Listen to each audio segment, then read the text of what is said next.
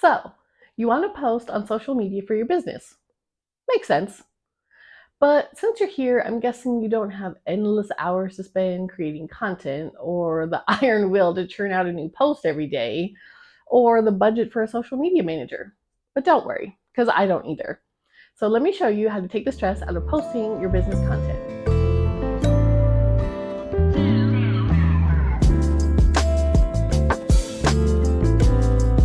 Hey guys, welcome back. If you don't know me, my name is Renita. I'm a website designer who loves teaching people about Squarespace, and I'm the creator behind Gold Standard Design. If you're a creator, blogger, podcaster, or solopreneur looking to dive into the world of Squarespace, I got you covered. All right, so the first thing you want to do is pick a platform to post on. YouTube, Instagram, and TikTok are the most common platforms, and chances are you've already got a business account on one or more of these. But you want to pick the one you're most comfortable with and focus on that. If you're saying, Renita, I'm comfortable with all of them, well, good for you. Tell me your secrets. But I still encourage you to focus your efforts on just one platform for now. If you're not quite sure which one to pick, here are some tips on choosing one. Number one, which platform are your ideal clients already on? Keep in mind, this is not people who would enjoy or consume your content, but rather people who would buy your product or service. Where are those people hanging out? Number two, what's your preferred communication style? Do you like to write? Are you great on camera?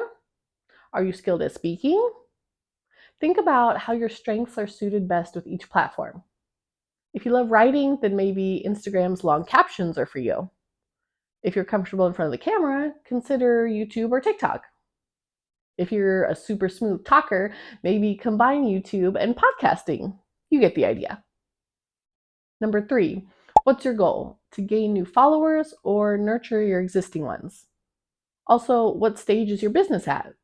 Are you newer or more established? Platforms like YouTube and TikTok are great for finding and attracting new people, whereas I find Instagram to be better at nurturing your existing followers. So if you're a bit newer and don't have a huge audience yet, YouTube and TikTok are really going to be your friend. Once you've built up a good core, you can start to think about nurturing them over on another platform like Instagram. The strategy, which we'll talk about next, can be used on any platform, but I suggest focusing on one main one to start with. You can always branch out to other platforms later on. Step number two is to pick a strategy. The main strategy, which you've probably already heard of, is the niche strategy. This strategy is so popular because, well, it works so well with the algorithm, honestly. Picking a niche means you've defined a particular segment of the market that's perfect for your product or service. It also helps the algorithm to do its job and push your content out to your intended audience quicker. We'll talk about defining your niche later in step 4, but just know this is usually the best strategy for businesses. If you don't want to pick a niche, another option is the audience strategy. This focuses more on who you want to reach. For example, maybe you want to target college students. In that case, your strategy would be to make content around college student interests, concerns, problems, hobbies, etc. So your topics could be fall fashion for college students, or side hustles for full-time students, stuff like that. The audience strategy usually works best when you have a theme that you can build your content around. Step number 3 is to decide how often you'll post on your chosen platform. These are the most common / industry standard posting frequencies by platform, but when you're deciding on how often to post, it's important to pick something that you feel confident in sticking with. Consistency will really be key here because you need to build trust with your audience. So whatever schedule you pick, just stay consistent with it. If you're not sure if you can keep up with your schedule, try it out for like 2 months. If it feels overwhelming after that, then cut back a bit. It's better to publish fewer posts than to burn out altogether. And trust me, because I've done this, and then I didn't publish anything for months at a time, and it was not good. Step number 4 is all about that research life. But first, we've got to narrow down what your niche is. And if you think you don't have one as a business, you're wrong. There are 3 things that will help us define your niche, and those are your industry, your subtype, and your target audience. i.e., who is your content for? Okay, so your industry is your big umbrella. Think categories like fitness, fashion, travel, etc. A lot of things can fit under your umbrella. In my case, my industry is web design. Next is your subtype, or like a person under the umbrella. Ask yourself, what kind of big umbrella topic do I talk about or specialize in? This could be something like at home fitness, or thrifted fashion, or island travel. In my case, my subtype is Squarespace because I focus mainly on that subsection of the web design industry. Lastly is your target audience. These are the people who would benefit from your product or service and are most likely to buy it. My target audience is online business owners. All right, now I want you to take a moment, pause the video here, and go write down your industry, subtype, and target audience. Go ahead, I'll wait.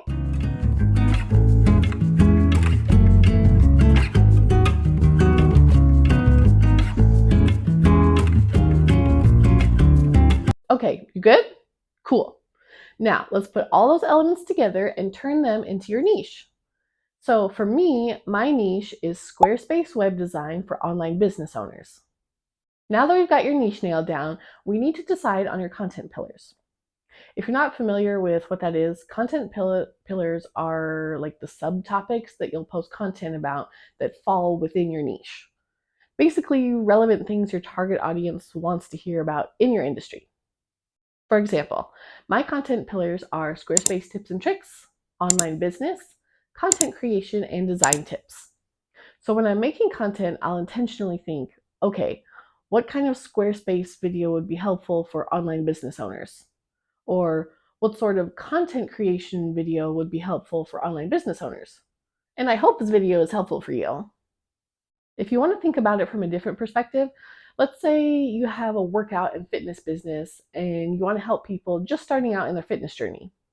Your content pillars might be things like no equipment workouts, at home workouts, proper form instruction, basic nutrition plans, things like that. Now, I want you to take another minute and pause the video and write down 4 to 5 of your content pillars. It's cool, I'm good to wait.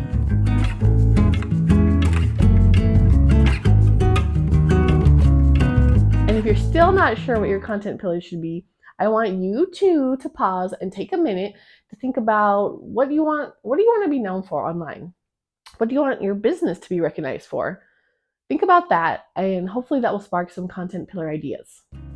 Now, while we're pausing, if you're finding any of this helpful or useful or even just interesting, go ahead and gently tap the like button. It really helps me to know what you guys are into, and it helps me to keep making stuff that you want to see. Okay, is it gently tapped? Thank you so much. Okay, next you're going to take those content pillars and put them into your chosen platform as a search. So for example, if your platform is YouTube, I want you to put your first content pillar into the search bar, or maybe just like the first few words if it's a long term, but don't hit enter. You'll see a list of terms pop up. These are things that people have searched for related to your content pillar. From that list, you're going to write down potential content ideas. Write down at least 5, but ideally more. Now, rinse and repeat for your other content pillars. Okay, I have a little side note if your chosen platform is Instagram. Instagram search isn't really super great for this, so instead I suggest doing your research on TikTok because trending topics usually start over there before sliding into Instagram's DMs anyway. In addition to this, you're going to do a little snooping on your industry neighbors, or your niche competitors, if you will. Go ahead and stalk their Instagram, binge their YouTube channel. Go into their comment section and see what questions their followers are asking because you're going to make content answering those questions. See what topics they're covering. If there's anything that's not already on your list, go ahead and add it.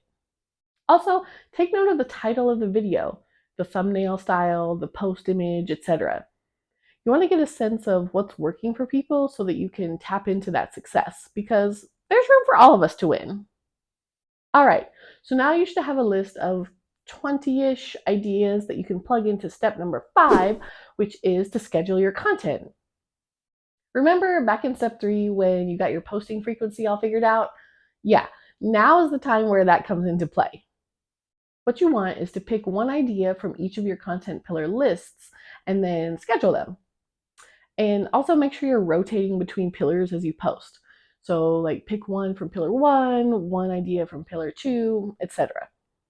This is easiest to do with a calendar of some sort, and lucky for you, I've already made you one. My free content planner for consistent creators gives you somewhere to organize and store all your content ideas. It's got separate tabs to arrange and plan your content so you can do a brain dump of all your ideas at once and then organize them into your posting schedule later on. Plus, there's enough space for a full 3 years of daily post ideas or 21 years of weekly post ideas, so I don't think you're going to run out anytime soon. I built this planner using the same system I use to plan my content, so I'm confident it will work for you too. Go check out that link in the description. Okay, so that was all 5 steps. Pick a platform, pick your strategy, decide on your posting frequency, start your research, and schedule your content. Now, if this process seems like a lot, I get it. What I recommend is actually batching your content. It's something that's really helped me to stay consistent and actually takes most of the pressure off. Once you've done your research and have that list of ideas, take a few days and write out all your posts for the month, or maybe like 2 weeks if you're posting daily.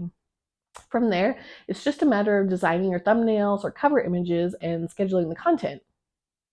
Another thing I suggest is building your email list so that you can have access to your audience if something happens to the platform. Like you get hacked or it shuts down or the algorithm changes, stuff like that. Because you and I don't own these platforms, that means we don't have control over what happens to our accounts, which is why having your own email list can really save you and your business if something happens. The easiest way to start building your email list is with a freebie. I know, surprise, surprise, right? I know you're already familiar with freebies, but it really is the best way to provide value to your audience while getting something in return. That sweet, sweet email. But you need to make sure your freebie is actually providing value, so don't skimp on that. Personally, having a plan and a strategy like this for posting my business content helps my brain not to freak out and be stressing every day. So give this a try and let me know how it went for you. If you're wanting even more social media post ideas for your business, check out this video where I go through 5 types of social media posts you want to include on your business account, plus 4 bonuses. If you found any of this helpful, don't forget to like, share, and subscribe for more online business tips and tricks, and let me know in the comments what other things you're interested in learning about Squarespace, websites, or online business. Thanks for watching, and I'll see you in the next one. Bye!